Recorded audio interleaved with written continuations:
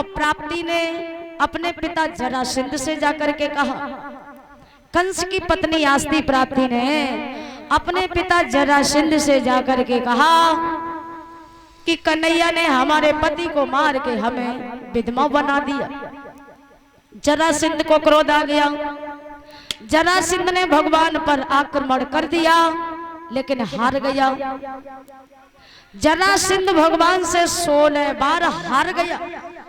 17वीं बार जरासंध ने कालियवन को भेजा जो मलेच्छ देश का राजा था। कालियवन भगवान से युद्ध करने के लिए चलने लगा। आज कन्हैया कालियवन से अकेले ही युद्ध करने के लिए चलने को तैयार हो गए। भगवान कालियवन का वध मुचकुंद के द्वारा करवा देते हैं। जब मुचकुंद के द्वारा कालियवन का वध करवा दिया, मुचकुंद ने भगवान का दर्शन किया और अपने धाम के लिए चला गया। जब मुचकुंद अपने धाम के लिए चले गए, अब भगवान श्याम सुंदर नगर मथुरा में रहते हैं। लेकिन कालियवन ने उस समय प्राण त्याग दिए। उस समय जरासंध ने हार नहीं मानी। जरासंध ने भगवान की सारी मथुरा में आग लगा दी। मथुरा जलने लगी। अब कन्हैया ने विश्वकर्मा का आवाहन किया और रातों ही रात में समुद्र के टापू में सुंदर सी द्वारिका नगरी बना करके तैयार कर दी। विश्वकर्मा से कहा, सुंदर सी नगरी बना करके समुद्र के टापू पर बना करके तैयार करो। तो विश्वकर्मा ने रातों ही रात सुंदर द्वारिका नगरी समुद्र के टापू पर बना करके तैयार कर दी। भगवान ने योग माया द्वारा सभी मथुरा वासियों को निकाल करके उस समय नगर द्वारिका में पहुंचा दिया। और जब द्वारिका में पहुंचा दिया तो उसी वक्त भगवान पत्थर पर खड़े थे। पत्थर जलने लगा। कन्हैया ने गरुड़ का आवाहन किया और गरुड़ पर सवार होकर के भगवान नगर द्वारिका में प्रवेश कर गए। अब भगवान कन्हैया द्वारिका के राजा बन गए। एक बार सभी भक्त बोले, बोला गोविंद भगवान की, वृंदावन बिहारी लाल की। भगवान द्वारिकाधीश हो गए, द्वारिका में राज्य करने लगे। अब इतनी कथा सुनने के बाद महाराज परीक्षित जी ने श्री सुखदेव महाराज जी से प्रसंग किया। और प्रसंग ये किया, सुखदेव जी, भगवान ने उस समय सुदामा जी से मित्रता की। सो हे सुखदेव जी, अब हम ये सुनना चाहते हैं कि भगवान श्याम सुंदर का विवाह सर्वप्रथम किसके साथ और कैसे हुआ था। सुखदेव जी कहने लगे, सुनो महाराज परीक्षित, वैसे तो महाराज भगवान श्याम सुंदर के 16,108 रानियां थी। अगर 16,108 विवाहों का वर्णन किया जाए तो 7 दिन में भगवान के विवाहों का वर्णन ही नहीं हो सकता है।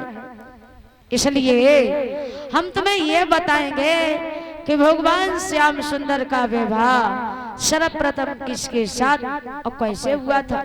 सुनो, सुखदेव जी कह रहे हैं, सुनिए महाराज परीक्षित, हम बताएं भगवान का सर्वप्रथम विवाह किसके साथ और कैसे हुआ था। सुखदेव जी कह रहे हैं, महाराज परीक्षित जी सुनिए। कहा सुखदेव जी ने,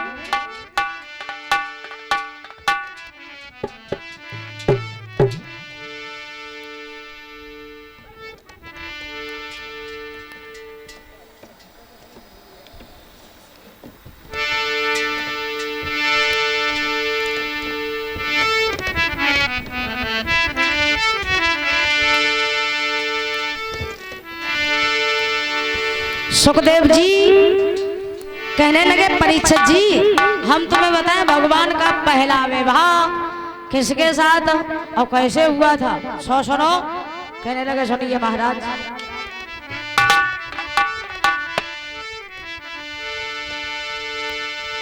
कि थाना में नर्मदेश,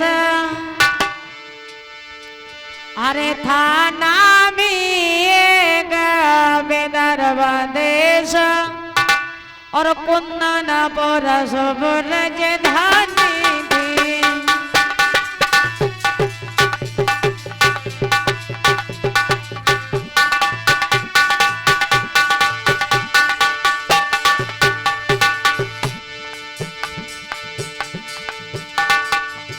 थाना में एक विदर्भ देश,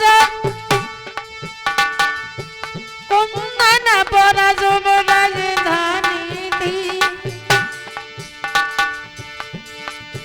भीष्म कन्नप जिसका शासक था, वह प्रभु का परम उपासक था।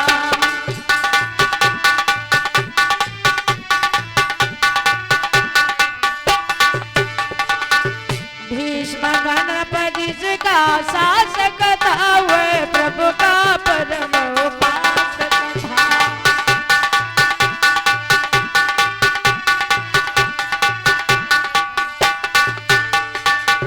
सुखदेव जी कहने लगे महाराज परीक्षित, हम तुम्हें बताएं भगवान का पहला विवाह किसके साथ हुआ था। सुनो, एक विदर्भ देश में कुंदनपुर का राज्य था। विदर्भ देश में कुंदनपुर का राज्य था। उसी राज्य में एक महाराज भीष्मक राज्य करते थे। महाराज भीष्मक बड़े धर्मात्मा राजा थे, न्याय करने वाले थे। महाराज भीष्मक भगवान के भक्त थे, राज्य करते थे। और जब राज्य करते थे तो महाराज भीष्मक के राज्य में सभी सुखी संपन्न थे। जिस देश का राजा धर्मात्मा भगवान का भक्त होता है ना, उस देश में कभी कलह आपत्ति बाधा नहीं आती है। महाराज भीष्मक के राज्य में सभी सुखी संपन्न थे, राज्य करते थे। धीरे धीरे समय बीतता गया, काफी दिन हो गए। अब महाराज भीष्मक ये सोच रहे थे, प्रभु हमारे यहाँ बेटों ने जन्म लिया है, लेकिन किसी कन्या का जन्म क्यों नहीं हुआ। अब महाराज भीष्मक ये सोचा करते थे, प्रभु जिनके कन्याएं नहीं होती हैं, उन पिताओं का उद्धार नहीं होता है।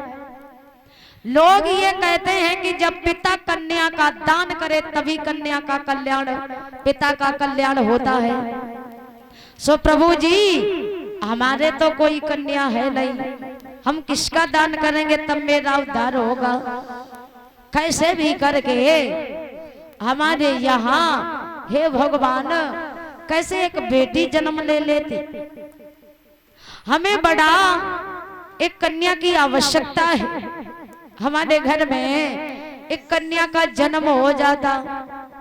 याद रखना, एक तो वो पिता है जो भगवान से कह रहे हैं कि कन्या का जन्म हो जाता।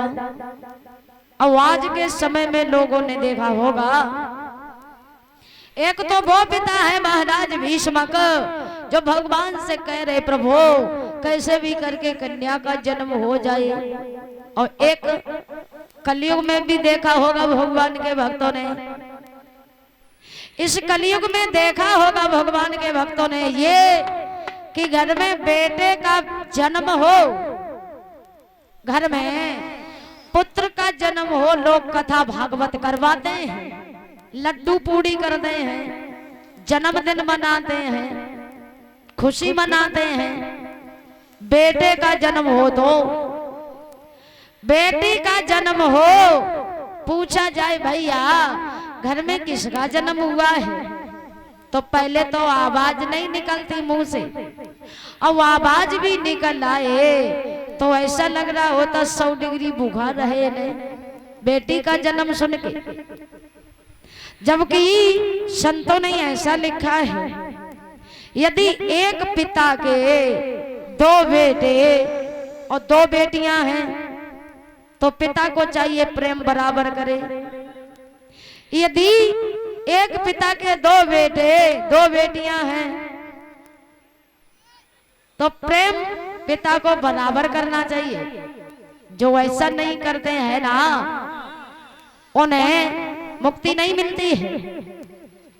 जो ऐसा नहीं करते उन्हें मुक्ति नहीं मिलती। ज्वाला प्रसाद जी ने रामायण में लिखा है, और ज्वाला प्रसाद जी ने रामायण में यह लिखा, महाराज दशरथ के 4 बेटे थे। सबसे ज्यादा महाराज दशरथ अपने बेटे राम से प्रेम करते थे। इसलिए जब दशरथ जी की मृत्यु आई तो उन्हें भूत बनना पड़ा था, भूत। ऐसा लिखा ज्वाला प्रसाद जी ने बताया। अरे दशरथ भेद भाव लाए, अब दशरथ भेद भाव लाए, और तासे उमा